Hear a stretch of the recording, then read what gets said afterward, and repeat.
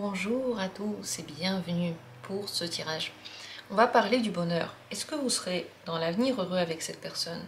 Je ne parle pas de quelques bribes de bonheur, je parle d'un bonheur qui est plutôt présent, on va dire plus de bonheur qu'autre chose, voilà. Est-ce que vous serez heureux vraiment ensemble? Est-ce que vous allez être bien ensemble dans la grande majorité du temps? Puisque, bien sûr qu'on peut avoir des bribes de bonheur, on peut avoir aussi des bribes de malheur ensemble. Mais dans la grande majorité du temps et dans l'avenir, est-ce que vous serez heureux ou non avec cette personne? Vous pouvez faire le tirage pour n'importe quelle personne de votre entourage pour voir quelle est l'influence en fait de cette personnalité sur votre vie quotidienne. Serez-vous heureux avec cette personne dans l'avenir? Premier tirage. Deuxième tirage. Troisième tirage. Quatrième tirage. Je vais faire 4 possibilités. Regardez, choisissez l'une de ces cartes.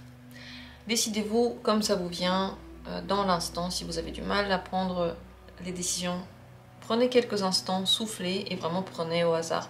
Faites-vous confiance, c'est la seule chose que vous pouvez faire lorsque vous faites les tirages. Si vous ne faites pas confiance, si vous ne faites pas confiance au tirage, eh bien, ils ne peuvent pas vous aider finalement. Ils ne peuvent pas vous répondre si vous n'avez pas confiance en eux. Comme toujours, dans la description, il y a les minutes pour chacune des possibilités. Moi, j'ai confiance en vous. Je savais que vous avez déjà une idée sur la carte que vous auriez aimé ouvrir, qui vous réveille votre curiosité. Et je commence avec la première. Est-ce que dans l'avenir vous serez content avec cette personne, heureux avec cette personne? Le diable. Le diable répond déjà dans le nom de la carte, mais aussi dans mon explication. Avec le diable, on a des trucs, des petites bribes, des petits moments de grande passion, de grand bonheur, de grande fusion parfois. C'est les tripes qui font ressentir un bonheur qui fait tourner la tête pratiquement. Mais le prix à payer avec le diable est énorme. Les moments de torture, de malheur, de désespoir sont plus nombreux. Ils sont plus forts que ceux du bonheur. Ils sont violents, c'est comme des explosions. Il y a comme une grande flagellation, autoflagellation, et des petits moments de bonheur qui surviennent. Voilà ce que veut dire le diable. C'est pas qu'une carte négative, certes, il y a cette passion, mais il y a toujours le retour de la médaille avec le diable. C'est comme si vous connaissez l'astrologie, pensez à la lune noire. La lune noire peut nous aider, enfin certains disent, elle peut nous aider à accomplir des choses, elle peut donner une certaine énergie très forte. Mais elle ne donne jamais la satisfaction totalement. Pareil avec le diable. On a l'impression qu'on va y arriver, mais en fait on n'arrive pas à avoir vraiment au fond ce que l'on veut. Si on veut par exemple être avec la personne et être heureux et dans une relation stable, ça donne des moments heureux, des moments passionnés, un attachement, mais en fait ça ne devient jamais sérieux par exemple. Donc on a ce moment de grand bonheur, mais il n'est pas total par exemple. Voilà ce que avec cette personne vous pouvez vivre. Avec le diable il faut faire très attention, c'est trompeur. En fait ça vous tient en laisse, ça vous donne des petites miettes et ça vous attache. Pourquoi est-ce que c'est ainsi?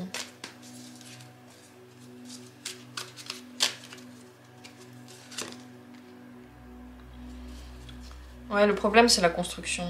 Le 3 de denier, on a cette passion, mais dans le concret, ça ne se réalise pas en fait. Il n'y a pas assez de réalisation dans la vraie vie. Les deniers, c'est toujours comme la réalisation de notre souhait, mais dans le concret. Et bien cette réalisation dans le concret manque. Voilà pourquoi il y a de la souffrance. Mais en même temps, les rêves sont un petit peu entretenus. C'est pour ça qu'il y a aussi un petit peu de bonheur. Ce que vous devez savoir par rapport à cette personne dans votre vie.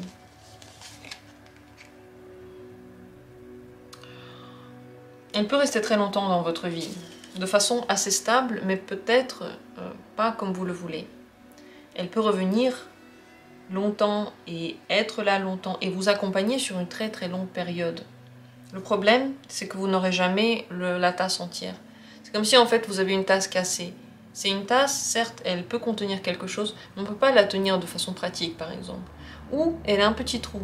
Et petit à petit, le thé continue à s'enfuir en fait. On a beau la remplir, mais elle est défaillante. Donc vous devez savoir que quoi qu'il en soit, cette personne va rester très longtemps dans votre existence. À vous de décider à quel niveau vous pouvez aussi mettre fin à ça, puisque ça c'est une mineure, c'est pas obligatoire. Mais si vous la laissez, elle va continuer, on va dire, à vivre aussi une vie torturante pour elle avec vous. Quel est au fond le problème entre vous? Juste une dernière carte. La papesse. Il est au niveau du subconscient, au niveau de l'intuition. Il y a des choses que vous devez apprendre dans cette relation. Mais ça ne veut pas dire que vous devez vous donner tout entier à cet apprentissage. Il y a des choses qui ne sont pas dites, il y a des secrets entre vous. Et il y a des choses qui ne pourront jamais être révélées. Voilà ce qui se cache au fond peut-être de la problématique. Voilà ce que j'ai à dire sur la question. Dites-moi ce que vous en pensez de votre côté. Est-ce que vous vous retrouvez ou pas du tout? Merci à vous d'avoir été là. Et je continue avec la deuxième possibilité. Est-ce qu'avec cette personne vous serez heureux dans l'avenir? L'impératrice. La meilleure carte qu'on puisse imaginer, oui. C'est pas seulement le bonheur, c'est un bonheur fructueux. C'est le potentiel qui se réalise, c'est pas juste un potentiel existant, il se réalise vraiment. C'est la chance, c'est les possibilités, c'est une relation qui donne quelque chose. Parce que l'impératrice, c'est comme une maman. Elle a en elle la fibre de la création. Possible de créer quelque chose ensemble, possible de donner quelque chose au monde ensemble. Donc oui, et dans cette relation, vous avez toutes les possibilités de vous sentir la personne la plus importante. Vous voyez, pas par rapport à l'autre partenaire, mais dans la vie de l'autre personne, dans son existence. Et vous vous sentez important. Vous sentez que votre créativité a de l'intérêt quelque part. Pourquoi est-ce que c'est ainsi? Pourquoi est-ce que ce bonheur peut être ainsi avec cette personne? Vous remplissez chacun des manques dans l'autre. Et lorsque quelque chose vous manque dans la personne, vous vous remettez en question. Vous ne vous contentez jamais de ce que vous avez. Il y a toujours des choses que vous trouvez qui devraient petit à petit être retravaillées, améliorées, récompensées. Et donc, ensemble, vous arrivez à évoluer. C'est pour ça qu'il y a vraiment le bonheur, parce qu'il n'y a pas la stagnation. Lorsqu'on stagne et qu'on s'endort dans notre confort, le bonheur s'en va. Il n'est pas là. Il est entretenu, c'est comme une flamme. Si on ne met pas de bois dedans, à un moment donné, elle meurt. Ici, c'est exactement ce que vous avez. Vous remplissez les manques, vous trouvez des choses encore à travailler pour la suite. Et vous ne vous ennuyez pas en un mot. Vous ne stagnez pas. Ce que vous devez savoir sur cette personne dans votre vie, c'est la carte de la justice. Il y a un sens pourquoi elle est là, c'est juste. Au moins pendant un certain temps, au moins pour un bout de chemin, vos routes doivent se croiser. Vous avez des choses à vous apporter chacun de votre côté. On dirait que karmiquement, vous avez des dettes. Vous devez donner quelque chose à chacun. Vous êtes dans un échange dans tous les cas. C'est pas un qui donne à l'autre et l'autre qui ne fait rien.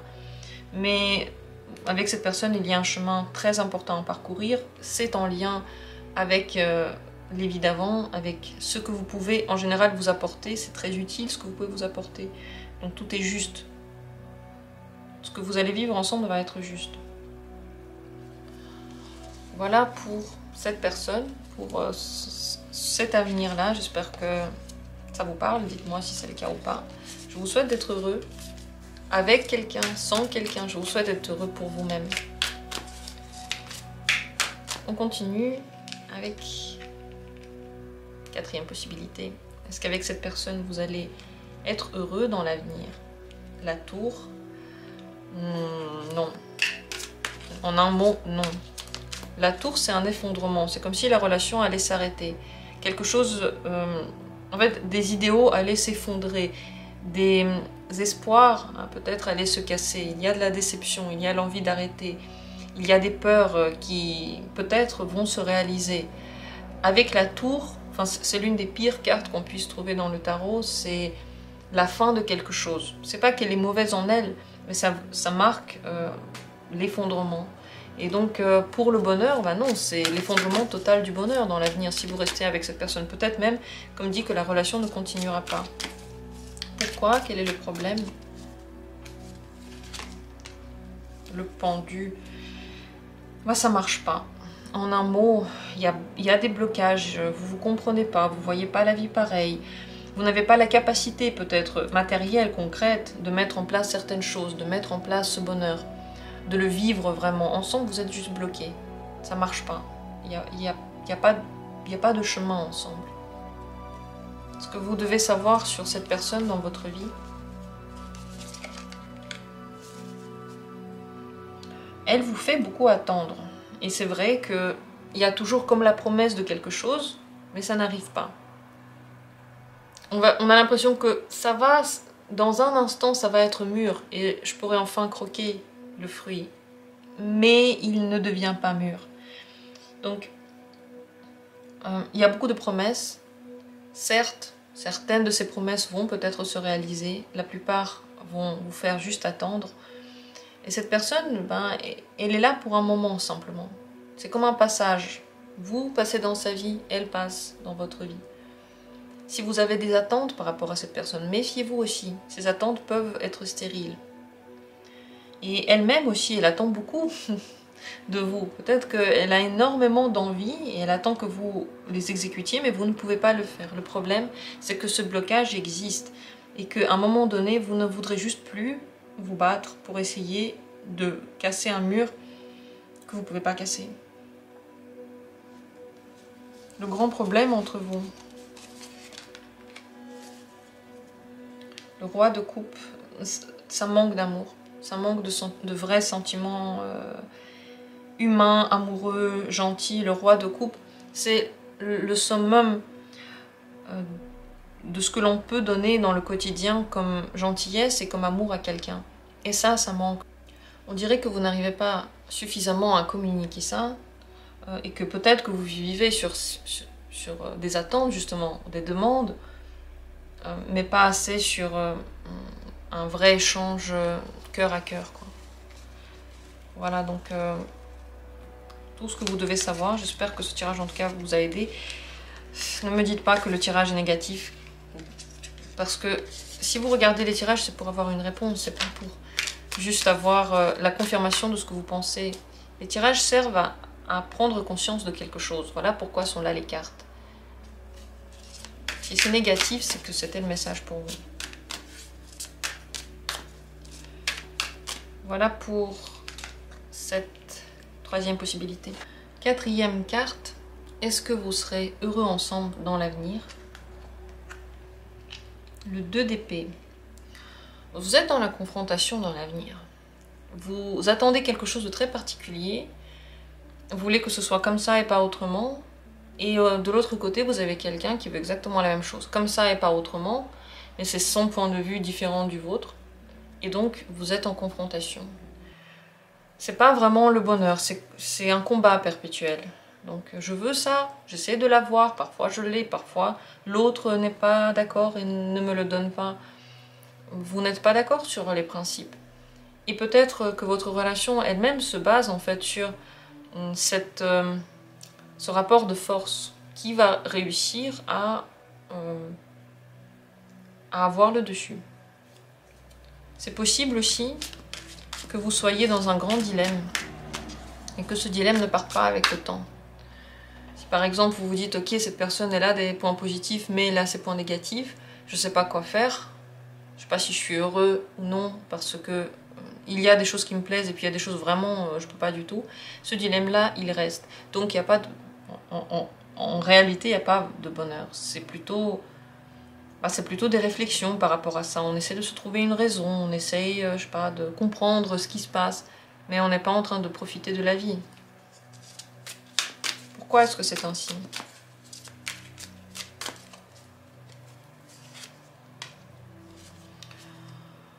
Parce que vous faites les choses par raison avec cette personne. Parce que c'est un lien qui est basé sur la raisonnabilité, sur la pensée. Je pense que c'est bien d'être en couple, je pense que c'est bien d'être avec cette personne qui a l'air bien sous tout rapport.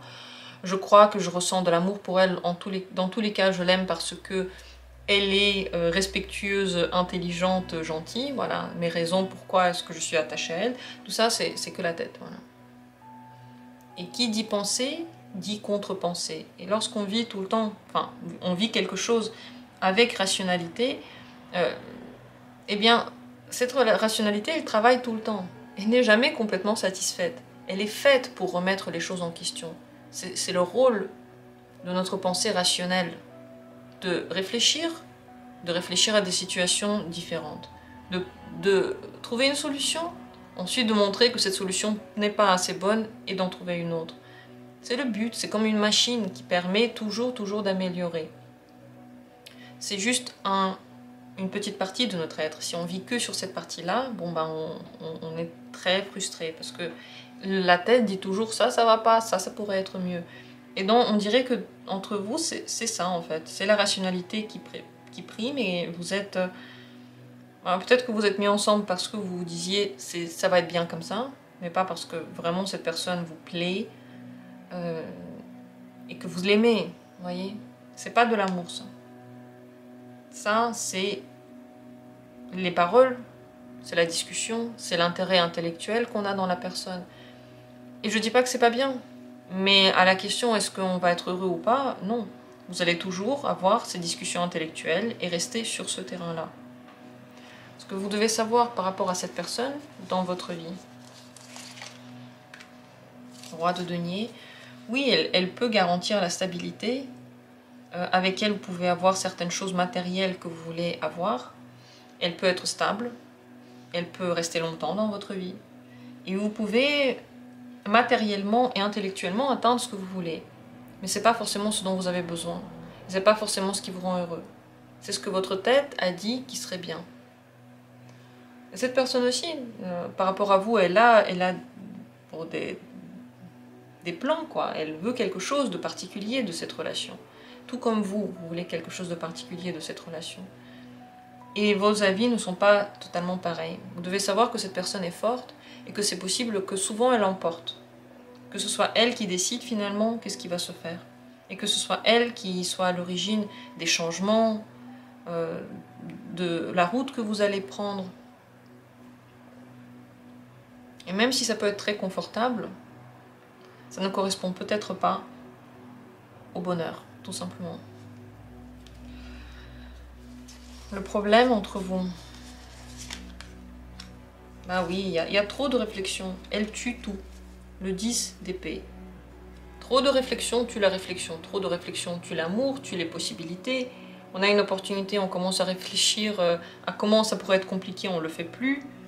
On a une opportunité de faire quelque chose, on commence à s'imaginer tous les catastrophe possible, on ne le fait plus. Vous voyez, c'est un blocage total. L'intellect, si on ne sait pas s'en servir de façon prometteuse et positive, il nous tue.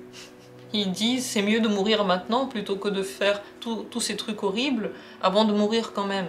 Ça, c'est la logique dans la plus grande de ces octaves et qui va trop loin et qui n'a plus rien à voir avec justement profiter, bonheur, amour, vie.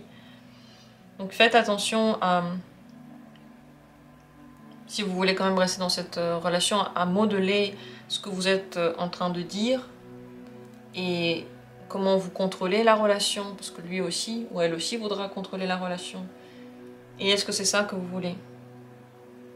En tout cas, le problème du 2 d'épée, c'est que ce sont deux idées qui ont force égale et qui ne permettent pas de sortir du dilemme. On sortira du dilemme seulement lorsqu'on prendra en compte les autres capacités que l'on a. Nos sentiments, notre sensation, notre envie du corps, notre besoin réel. Vous voyez, pas que ce que la tête dit, mais aussi notre besoin. Tout ça, normalement, ça devrait prendre en compte, rentrer dans une réflexion par rapport à quelque chose. Si c'est juste la logique, on arrive très vite à ses limites. En tout cas, dans les relations humaines, c'est peut-être pas le cas dans, je sais pas, les mathématiques ou la physique, et peut-être que si, parce que là aussi, il faut un certain degré de sensibilité, en fait, pour réfléchir à où chercher et que chercher. Mais c'est vrai que dans les relations humaines, c'est vraiment très compliqué avec cette logique. Voilà pour cette dernière possibilité. Merci à vous d'avoir été là. Comme toujours, on se retrouve bientôt pour d'autres tirages et je vous embrasse.